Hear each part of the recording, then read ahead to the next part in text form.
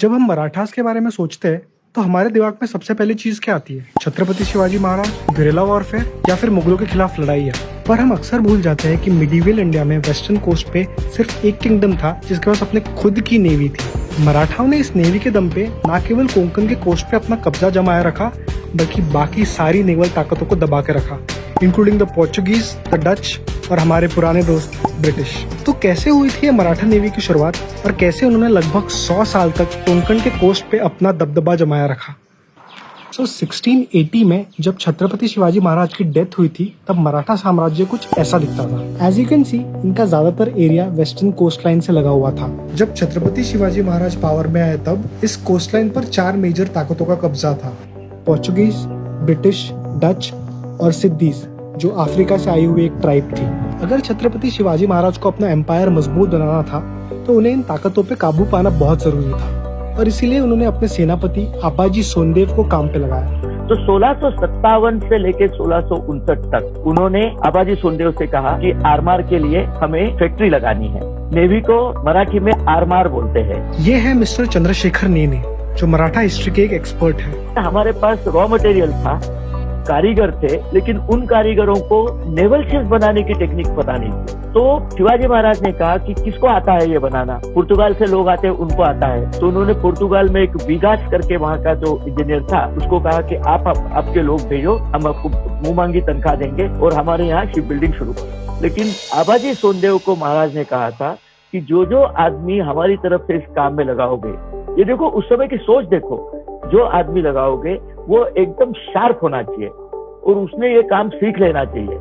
ये इसलिए कहा था कि उन्हें पता था कि पुर्तगाल के गोवा हेडक्वार्टर को जो पता चलेगा कि मराठा अपनी नेवल शिप्स बना रहे हैं तो वो जरूर इसमें कुछ न कुछ पंगा करेंगे। और ऐसे ही हुआ। 2 महीने के बाद विगास अचानक नौकरी छोड़ के चला गया। लेकिन शिवाजी महाराज ने सुंदर से कहा कि मैंने तुम्हें बताया था, सही लोग रखे थे, उन्होंने कहा सब सीख लिया, आप चिंता मत करो। और उन्होंने धड़ल्ले से फैक्ट्री शुरू कर दी।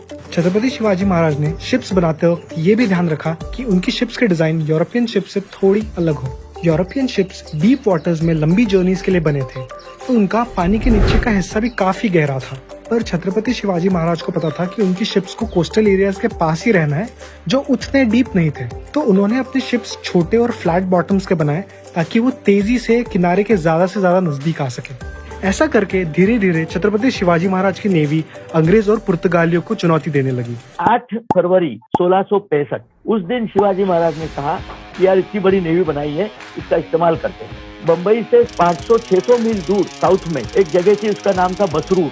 Now it is in Karnataka. वो बहुत बड़ा पोर्ट था। पुर्तगालिया ने बसरूर को कंट्रोल करके रखा था। तो शिवाजी ने कहा ये पुर्तगालियों का कंट्रोल यहाँ चलेगा नहीं, मैं उसको भी फ्री करा देता हूँ। शिवाजी महाराज ने अपने 60 शिप इकट्ठे करे। गोवा के सामने से निकल गई इंडियन नेवी। गोवा के पुर्तगाल कुछ नहीं करते। 13 फरवरी को बसरूर पहुंचे और बड़े तड़के उन्होंने बसरूर कैप्चर कर लिया। इसकी इतनी इंपॉर्टेंस है कि हर 13 फरवरी को वहाँ पे एक उत्सव किया जाता है बसरूर में, to commemorate this visit of Shivaji Raje. तो जैसे जैसे छत्रपति शिवाजी महाराज की नेवल पावर बढ़ी, उन्होंने कोंकण के कोस्ट पे एक एक करके अपने फोर्ट्स एस्टैब्लिश कर दिए। इवेंचुअली 1679 तक सिर्फ 3 बड़े कोस्टल सिटीज उनके कब्जे के बाहर थे: गोवा, वसई और बॉम्बे। पुर्तगालियों का कंट्रोल तो बम्बई पे था, आपको सबको पता है। उन्होंने दहेज में अंग्रेजों को दिए। तो बॉम्बे से बिल्कुल 20 मील दूर खांदेरी और उंदेरी ऐसे 2 आइलैंड्स है। तो शिवाजी महाराज ने कहा ये खांदेरी पे एक बढ़िया फोर्ट बना ले। अब अंग्रेजों ने कहा कि ये पुर्तगालियों ने हमको जो आइलैंड दिए थे उसमें ये भी है, तो ये हमारी जगह है। पुर्तगालियों ने कहा ये तो हमने उनको दिया ही नहीं था, ये तो हमारा ही है। तो शिवाजी महाराज का फालतू बकवास मत करो, ये तुम्हारा नहीं है, ये हमारी जगह। बड़ी अच्छी खासी बैटल हुई। अंग्रेजों की एक डव नाम की शिप थी, तो वो शिप को पकड़ लिया इन्होंने और अंग्रेजों को पकड़ के ले गए। उनको छुड़ाने के लिए अंग्रेजों को फिर मोटी खासी रकम देनी पड़ी। और ऊपर से उन्होंने ये किया, जब उन्होंने देखा अंग्रेज ज्यादा नेवी ला रहे हैं तो उन्होंने अपने सेना को बोला कि आप थाना में जाके वहाँ पे अटैक की तैयारी करो। अब अंग्रेजों के हरकारों ने बताया यार ये तो बम्बई को ही जीत लेंगे। तो सारी नेवी वापस बुला ली। छोड़ो यार, इनसे पंगा मत लो, बनाने दो इनको, क्या फोर्ट बनाना है बनाने दो। तो खांदेरी का बढ़िया फोर्ट बन गया। तो छत्रपति शिवाजी महाराज ने मराठाओं को न केवल एक नेवल फोर्स बनाया बल्कि उसको एक वेल ऑर्गेनाइज्ड और प्रॉफिटेबल एंटरप्राइज भी बनाया। और उनके बाद इसी काम को आगे बढ़ाया मराठाओं के एक नेवल ऑफिसर कान्होजी आंग्रे ने। हुआ ये कि मुगलों से लड़ते लड़ते छत्रपति संभाजी महाराज की मृत्यु जल्द ही हो गई। After death of Sambhaji his brother came to power, Raja Ram, उसकी वाइफ थी Tarabai. She realise the worth of Kanhoji and she gave Kanhoji a post जिसका नाम है Sarkhel. Sarkhel means admiral. That is the best position which Maratha army could give and he was one smart. तो Portuguese navy जब power में थी तब वो आते जाती शिप्स पर टैक्स लगाती थी. उनके एरिया में अंदर बाहर जाने के लिए स्पेशल परमिशन लगती थी जिसका नाम कारताज था. पर कान्होजी आंग्रे को इससे प्रॉब्लम थी. उन्होंने कहा ये कारताज जो है ना मेरा कारताज चलेगा. वो कारताज का उन्होंने नाम रखा दस्तक. और सारे अंग्रेज, पुर्तगालिया, मुगल सारे लोग इनकी दस्तक लेके चलते थे. 1715 से 1729 तक कान्होजी आंग्रे ने अपनी पकड़ जमा कर रखी और उन्होंने हर एक बैटल उन्होंने जीती है इन सब नेवियों के साथ. कान्होजी आंग्रे के निधन के बाद उनके बेटों में काफी इनफाइटिंग हुई और धीरे धीरे मराठा नेवी का भी दबदबा कम होने लगा.